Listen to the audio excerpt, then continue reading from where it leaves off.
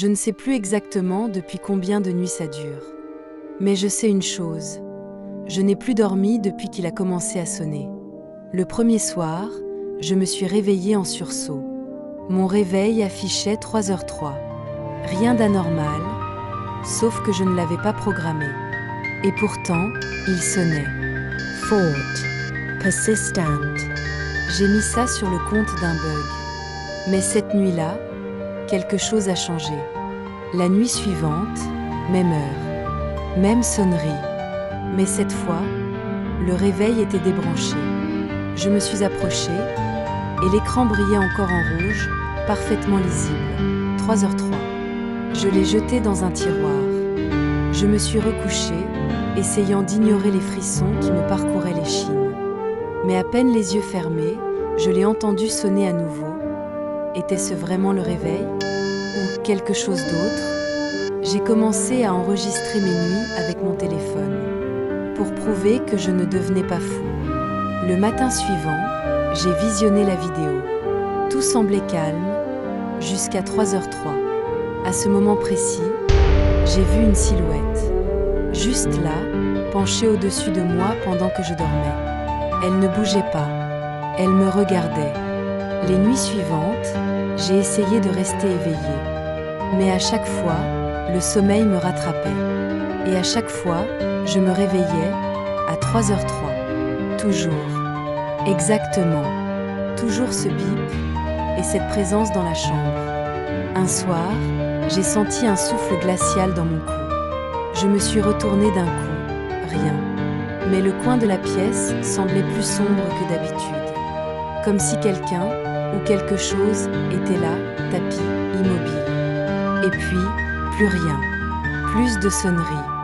Plus de silhouettes. Je croyais que c'était fini. Mais c'est là que j'ai compris l'horreur réelle de cette histoire. Ce n'était pas le réveil qui voulait me réveiller. C'était lui. Et maintenant, je crois qu'il n'a plus besoin du réveil pour entrer. Si tu entends un réveil sonner à 3h03, ne te lève pas, ne bouge pas, et surtout, ne le regarde pas. Parce que s'il te voit, tu ne verras plus jamais le matin. J'ai toujours eu un faible pour les appartements anciens. Le charme de l'ancien, les planchers qui grincent, les plafonds. Mais il y a une chose qu'on ne dit jamais dans les annonces immobilières. Certains lieux ne veulent pas être habités. Et moi, j'ai emménagé dans l'un d'eux. Tout a commencé un soir pluvieux, quand l'agent immobilier m'a remis les clés. Bienvenue dans votre nouveau chez vous, appartement 6B. Le bâtiment était vieux, dévoré par l'humidité. L'ascenseur en panne. Et une étrange odeur, comme de la rouille et du renfermé. Mais j'avais pas le choix. Petit budget, grande ville. Le premier soir, j'ai remarqué que la porte du 6B grinçait toujours toute seule, même fermée à clé, comme si quelqu'un la poussait de l'intérieur. Et puis il y avait ce tableau au mur, vissé dans le plâtre. Un vieux portrait d'une femme aux yeux flous. J'ai voulu l'enlever. Derrière, un trou dans le mur qui donnait sur une autre pièce. Mais d'après le plan, cette pièce n'existait pas. Les nuits sont devenues étranges. Chaque fois que je m'endormais, j'entendais des pas dans le salon. Lents. Peasants. Comme si quelqu'un faisait les 100 pas, mais au réveil, tout était en place. Un soir, j'ai installé une caméra. Rien, jusqu'à 3h12 du matin. L'écran devient noir. Puis une image apparaît, moi, en train de dormir. Et une silhouette, debout juste derrière la porte entr'ouverte. J'ai voulu fuir. J'ai essayé. Mais la porte d'entrée ne s'ouvrait plus. Elle était fermée de l'extérieur. Et puis j'ai remarqué les marques. Sur les murs. Des griffures, comme si quelqu'un avait tenté de sortir. Et sur le miroir de la salle de bain, un mot écrit en buée, 6B n'oublie pas. J'ai fouillé tout l'appartement. Et sous les lattes du plancher, j'ai trouvé un journal. Celui d'un ancien locataire. Il disait « Je ne suis plus seule. Elle vient chaque nuit. Et elle ne partira jamais tant que je suis ici. » Dernière page, je suis le 6e. Si tu lis ça, tu es le 7e. Je ne dors plus. Je ne mange plus. Je ne sors plus. Je ne peux pas. Je suis coincée dans cet appartement qui respire encore. Chaque soir à 3h12, elle est là. Je la vois dans le miroir. Elle me regarde. Et je sens sa main se poser sur mon épaule. Froide, humide, immobile. Si vous entendez parler de l'appartement Cibé, n'y allez pas.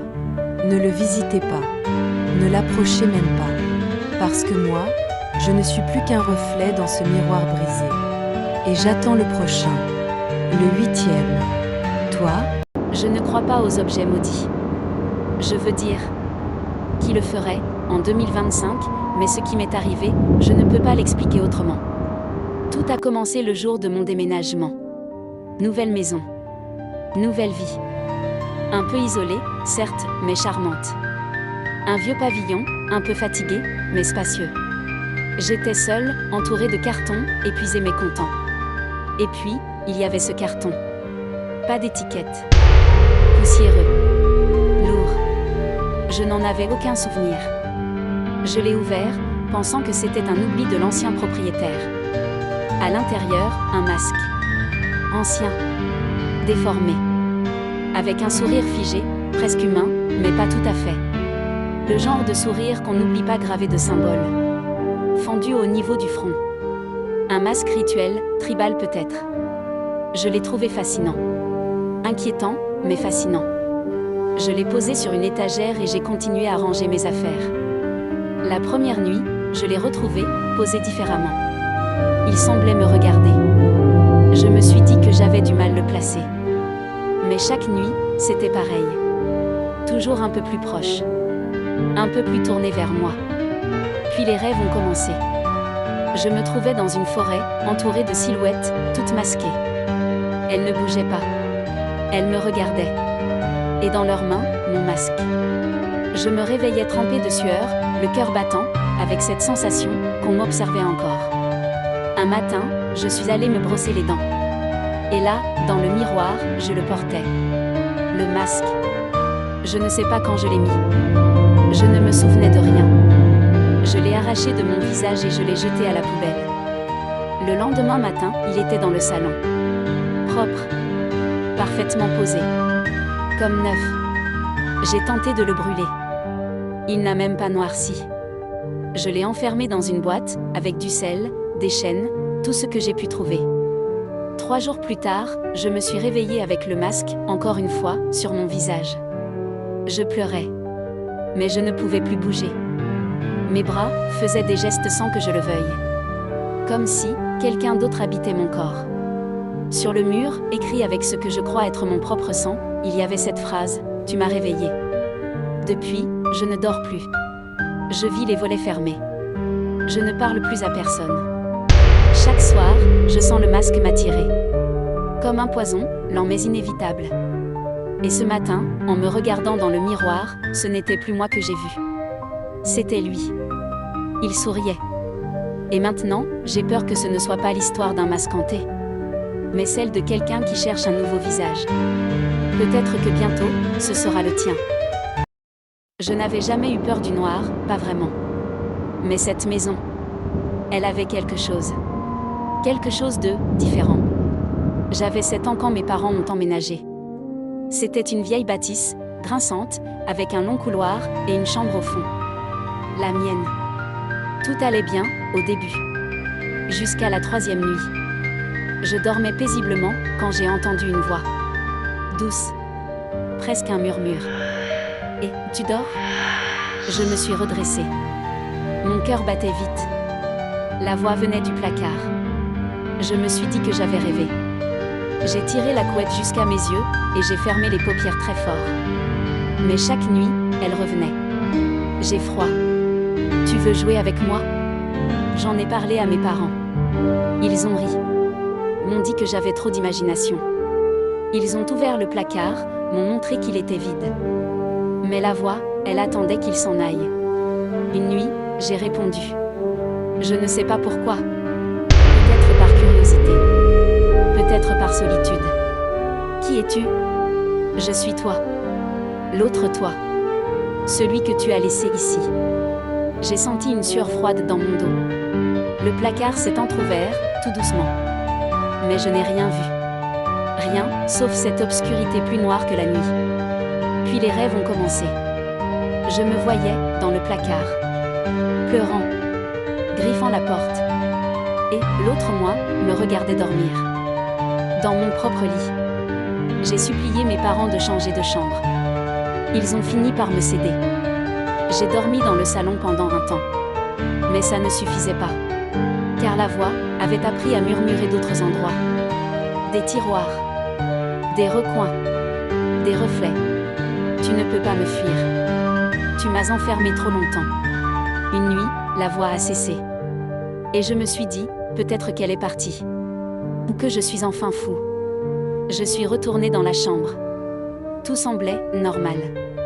J'ai même souri en voyant le placard. Je l'ai ouvert. Vide. Mais en refermant la porte, j'ai entendu un grattement. Léger. Derrière. Et une dernière phrase, chuchotée, comme une caresse. Tu dors encore, dans le placard. Je vis toujours ici. Mais je ne dors plus. Parce que maintenant, je me demande si je suis vraiment celui qui est sorti. Je ne crois pas vraiment aux objets hantés. Pas aux poupées maudites, ni aux miroirs maléfiques. Mais il y a quelque chose que je n'arrive pas à expliquer. Tout a commencé dans un vide-grenier de quartier. Un vieux monsieur vendait une caméra argentique, posée parmi des livres moisis et des vinyles rayés. Elle était ancienne, un peu poussiéreuse, mais j'ai toujours aimé les objets rétro. Alors je l'ai achetée. Je n'aurais jamais dû. La première nuit, je l'ai testée. Rien de spécial. Je l'ai posée sur un trépied dans mon salon. J'ai filmé une scène banale, juste pour voir si elle fonctionnait encore. Mais au moment de revoir les images, quelque chose clochait. Sur la bande, dans le fond du couloir, il y avait une silhouette. Floue. Immobile. Trop loin pour distinguer un visage. Mais il n'y avait personne quand j'ai filmé. J'en suis sûre. J'ai cru à un bug, une erreur. Alors j'ai recommencé. J'ai filmé à nouveau. D'autres pièces. À d'autres heures. Et elle revenait. Toujours là. Plus nette, à chaque fois. Une femme. Ou une chose qui emportait l'apparence. Ses bras semblaient trop longs. Sa tête penchée, comme si son cou n'avait plus d'os. Mais surtout, elle me regardait. Directement dans l'objectif. Comme si elle savait que je la voyais. J'ai arrêté de filmer. Je l'ai rangée dans un placard. Mais, la caméra s'est remise à enregistrer seule. Je la retrouvais avec des vidéos que je n'avais pas tournées. Moi, dormant. Moi, mangeant. Moi, en train de la chercher. Et toujours elle. Plus proche. Toujours derrière moi. J'ai voulu la détruire. Je l'ai jetée contre le mur. Mais elle n'a pas bougé. Pas une fissure. Et puis un soir, j'ai osé regarder dans l'objectif, directement. Et ce que j'y ai vu, je ne pourrai jamais l'oublier. Il y avait moi, sur l'écran. Mais derrière moi, quelque chose de sombre. De flou. Une masse. Et elle a levé la main. Avant moi. Avant que je le fasse moi-même. Depuis, je ne me fais plus confiance. Je ne dors plus. J'ai couvert tous les miroirs. Mais parfois, quand je passe près de la caméra, même débranchée, j'ai l'impression d'être observée. Et ce matin, quand j'ai allumé mon téléphone, une nouvelle vidéo m'attendait. Moi. Dans mon lit. Et cette chose, debout, juste à côté. Le fichier s'appelait « Tu me regardes aussi, maintenant ».